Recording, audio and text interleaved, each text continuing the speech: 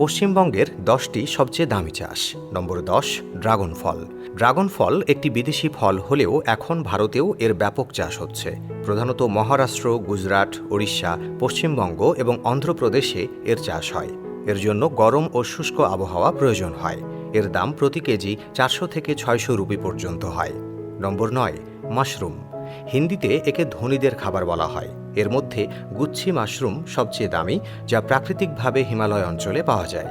এর দাম 15,000 থেকে 30,000 রুপি পর্যন্ত প্রতি কেজি হতে পারে। নম্বর 8, আপেল।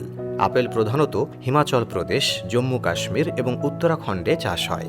কাশ্মীর গোল্ডেন ও হিমাচলি রেড আপেল বিশেষ রকমের জাত, যেগুলোর দাম 100 রুপি থেকে 200 রুপি প্রতি কেজি হতে পারে। নম্বর 7, গোলমরিচ বা কালি মির্চ। ভারতের অন্যতম জনপ্রিয় মশলা এটি। মূলত কেরালা, কর্ণাটক এবং তামিলনাড়ুতে এর চাষ হয়। এর দাম 500 থেকে 700 রুপি প্রতি কেজি।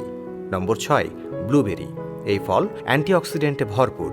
ভারতে এটি হিমাচল, উত্তরাখণ্ড, কর্ণাটক, মহারাষ্ট্র এবং জম্মু কাশ্মীরে চাষ হচ্ছে। এর দাম 2000 থেকে 3000 রুপি প্রতি কেজি পর্যন্ত হয়। নম্বর 5, কাজু। উষ্ণ ও আর্দ্র আবহাওয়ায় কাজুর চাষ ভালো হয়। 3-4 বছর পর ফলন শুরু হয় এবং 8-10 বছরে পূর্ণ ফলন পাওয়া যায়।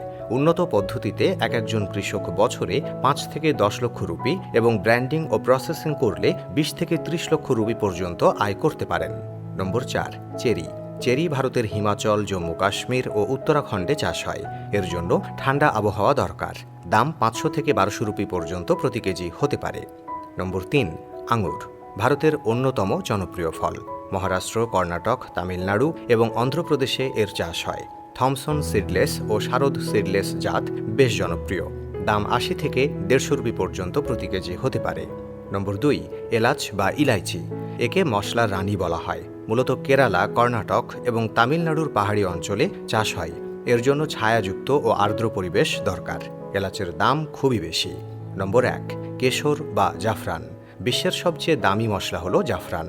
ভারতে এটি মূলত জম্মু কাশ্মীরের পুলওয়ামা, কিশোয়ার ও ডোডা অঞ্চলে চাষ হয়। এর দাম প্রতি কেজি 2,50,000 থেকে 3 লক্ষ রুপি পর্যন্ত হতে পারে।